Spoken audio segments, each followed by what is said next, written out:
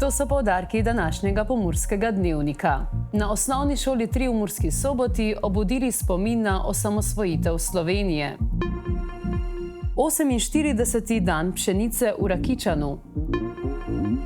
Razstava male plastike v galeriji Murska Sobota. V oddaji Med nama bo naša gostja enologinja Klavdija Topolovec-Špur. Še vreme, jutri bo sončno.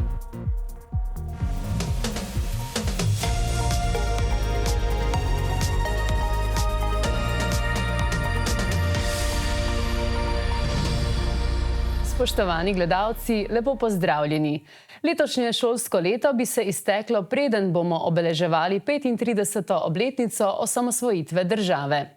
Na osnovni šoli 3 v Murski Soboti so zato že danes obudili spomin na takratne dogodke. Pod mentorstvom profesorice zgodovine Urške Černi je devetošolec Jaša izdelal raziskovalno nalogo z naslovom Po sledeh fotografij osamosvojitvene vojne v nekdanji občini Murska Sobota. Delo je predstavil v pogovoru z upokojenim generalmajorjem dr. Alojzem Štajnerjem. Ob tem gre za vprašanje pomena osamosvojitve za osnovnošolce. Zelo velik, sicer se tega ne zavedamo, zato ker jemljemo to kot neko samoumevno stvar. Bilo je precej naporno, zanimivo, spoznal sem tudi nekaj novih ljudi, s katerimi se še danes povezujem. Ne spoštujemo tega tako zelo, kot bi morali. Morali bi bolj sploh mladino obveščati o tem, kaj se je dogajalo, kako dolgo je trajalo, kakšne grozote so se dogajale v tistem času. Odločitev za izdelavo raziskovalne naloge, kot pravi mladi raziskovalec, ni bila težka. Dobil sem veliko podpore, sploh učiteljice, gospoda Alojza, mame, in tako je v bistvu šlo vse naprej. V bistvu učenje osamosvojitvene vojne spada v učni načrt.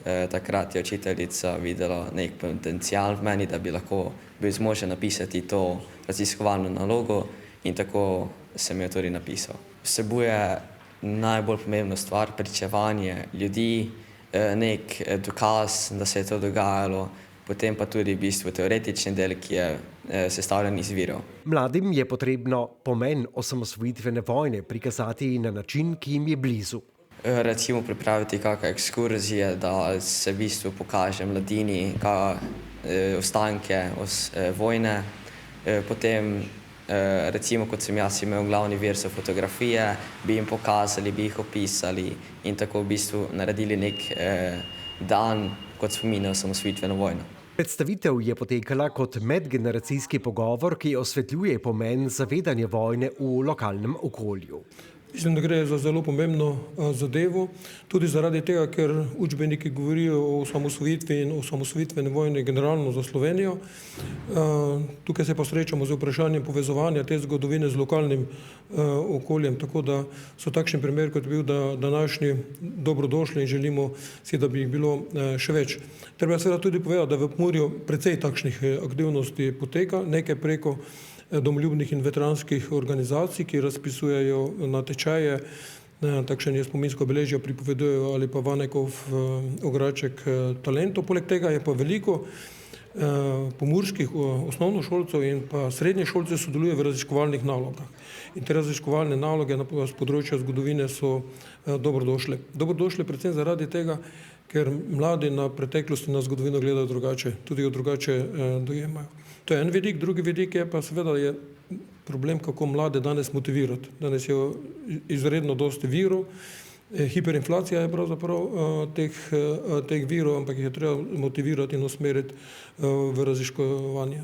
Naloga vseh deležnikov je, da pomen približajo mladim. To je največji izziv za profesorje in učitelje zgodovine, tudi za šole, torej kako mlade motivirati. Če v časih, ko smo mi hodili v osnovno šolo, si lahko vedel o zgodovini nič, pa si moral vedeti vsaj nekaj o partizanstvu, danes te prisile ali pa tega imperativa ni več in je imperativ, kako mlade angažirati in jih motivirati za to, da začnejo raziskovati in ustvarjati svoje razmišljanje o nekem dogodku. In še učbeniki za šole so dokaj skromni za to tematiko. Oba Tako mladi Janša kot upokojeni generalmajor ugotavljata, da vojna ni rešitev. Vojna je predvsem zelo dobičkonosen posel. Na Biotehniški šoli Rakičan je danes potekal že 48. dan pšenice. Udeleženci so prisluhnili predavanjem strokovnjakov z področja agronomije, mikrobiologije in ekonomike kmetijstva. Med osrednjimi temami so bili letošnji rastni pogoji, prilagajanje podnebnim spremembam, trajnostne tehnologije pridelave ter ekonomski vidiki pridelovanja pšenice. Po ocenah strokovnjakov so bile razmere za setev v jeseni 2025 zelo ugodne. Kljub dobremu začetku je rastno sezono zaznamovala izrazita suša. V marcu in aprilu je primanjkovalo več kot polovica običajnih padavin, tudi maj je ostal pod dolgoletnim povprečjem. Dragi ljubitelji umetnosti, v naslednjih minutah vas bomo povabili na razstavo male plastike, ki bo v galeriji Murska Sobota. Na podrobnosti nam bo predstavil dr. Robert Inhof. Lepo pozdravljeni. Lepo pozdravljeni. Kaj bodo lahko obiskovalci videli na vaši razstavi? Galerija Murska Sobota ima izjemno stalno zbirko, ki šteje čez 900 eksponatov in vsako leto mi damo en izbor v smislu občasne razstave. Zdaj smo se odločili za izbor iz naše zbirke male plastike, ki je že dolgo ni bilo na ogled in smo se odločili, da pa to damo na ogled v nekem posebnem sklopu. Se pravi, razstavljeno so delo samo v veliki galeriji in na balkonu in postavke smo pobarvali posebej za ta namen v antracitno barvo. Se pravi, vse skupaj da celotne razstave nek občutek gravitacije, istočasno pa izpostavi same eksponate. Se pravi, nekako sem iskal to sinergijo med razstavo kot celoto in opozarjanjem na posamične eksponate. Torej, že sama barva podstavka ima svoj vpliv? Ima svoj vpliv. Hotel sem enostavno narediti prostor drugačen. Se pravi, drugačen kot je bila prejšnja razstava in naslednja razstava bo zopet drugačna od te. In kaj pravzaprav pomeni izraz mala plastika, kako se razlikuje od ostalih kiparskih del? Mala plastika to ne pomeni, da gre za materijale plastiko. Materijali so različni. So ti tradicionalni žgana, glina, bron, kamen, pa tudi novejši, kot so. Nekaj jih je dejansko iz plastike, nekaj jih je pa tudi v smislu ročnih intervencij na obstoječ porcelan. Zdaj, ta zbirka male plastike naša je izjemno kakovostna. Tu se gre zahvaliti za tistim prejšnjim izvornim organizatorjem nekdanjih jugoslovanskih in naslednjih evropskih bienalov in trienalov, se pravi Aleksandru Basinu in dolgoletnemu direktorju galerije Murska Sobota, magistru Francu Balu, ki sta to sestavljala, izbirala kuratorje, sestavljala komisije, ki so se odločale za nakupe. In v nekem časovni perspektivi pa vidiš, da pa zdaj nastala ena zbirka v zbirki, ki je še vedno aktualna. Ta dela so še vedno, kot temu rečemo, sveža, še vedno nas nagovarjajo in tako za ilustracijo, če povem, imamo odlične kose. Tisto, ko vedno rad izpostavim, Olga Jevrić je ena izjemna srpska kiparka, ki je umrla leta 2014, stara 91 let. Leta 2004 je njen osnutek bil razstavljen v Londonu. Leta 2016, se pravi posthumno, pa jo je angleški kipar Richard Deacon pripeljal na samostojno razstavo v London. Mi imamo 3 njena dela, recimo v naši stalni zbirki. In lepo je gledati tako nazaj, kako se je to, kakšna kvaliteta je tukaj bila v sklopu teh razstav, bienalov, trienalov in v sklopu teh posamičnih del, ki jih mi imamo tukaj. Pa seveda govorijo o odličnih kiparjih z prostorov nekdanje Jugoslavije.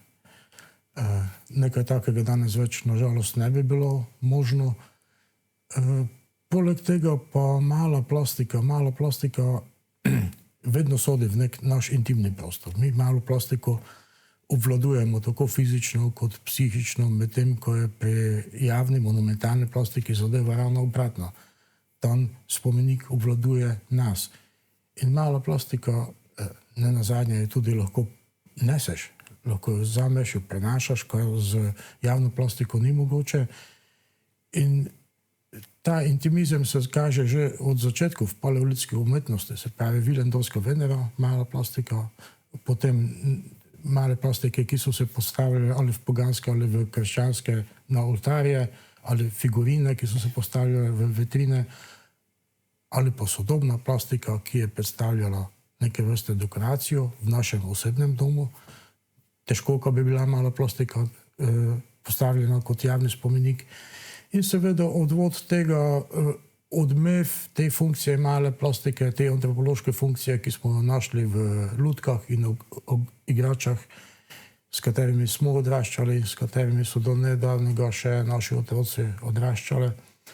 In če lahko ponazorim to intimnost male plastike z dominacijo javne plastike, mogoče je to bilo zelo dobro izraženo v Hitchcockovem filmu Severozahod, ko se pravi tista begunca obvesita na Mount Rushmore pred tistim ogromno glavo sklesano v kamen enega ameriškega predsednika in potem vidimo, kako je ta predimenzionirana plastika lahko grozeča do obstoječega človeka.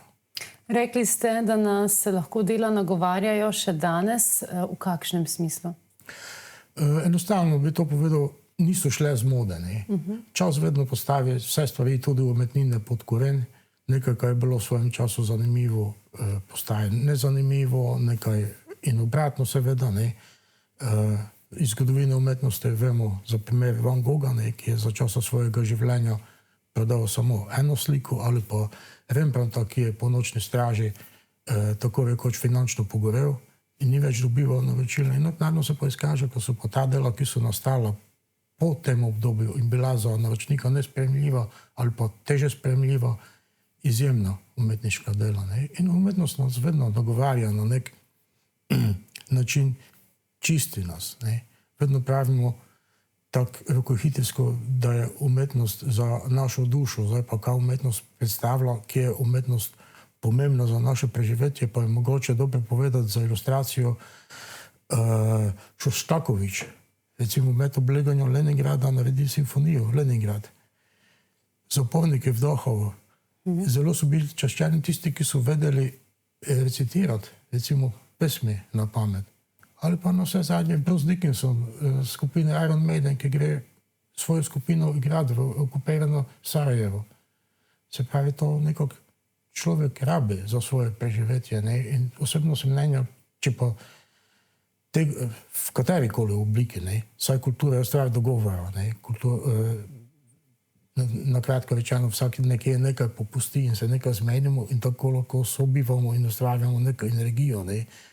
In pri umetnosti se mi zdi, da gre za sublimacijo te kulture in mislim, da je tu možen naš duhovni razvoj. Prav zagotovo. Za konec na kratko povabiva še naše gledalce na odprtje razstave in dokdaj bo pravzaprav na ogled. Ja, vljudno vabljeni na razstavo. Otvoritev bo 4. junija ob 19. uri v galeriji Murska Sobota. Razstava pa bo odprta do 20. avgusta. Najlepša hvala za povabilo. Naj se gledalci, obiskovalci naužijejo lepote in naj dela nagovorijo vsakega po meri. Hvala vam za prijazno povabilo.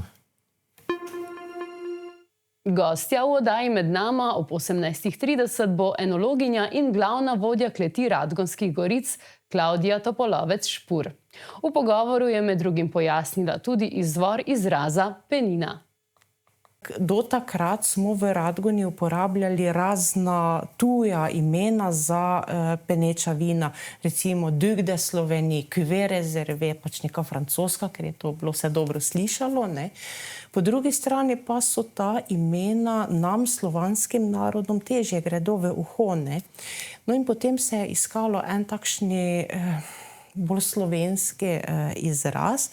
In takrat so naši predhodniki našli ta zapis v Blajvajsovih novicah iz leta 1853, kjer je pisalo o prvi slovenski penine. Torej, uporaba imena penina To je bila penina pridelana prav v Radgonski kleti leta 1852.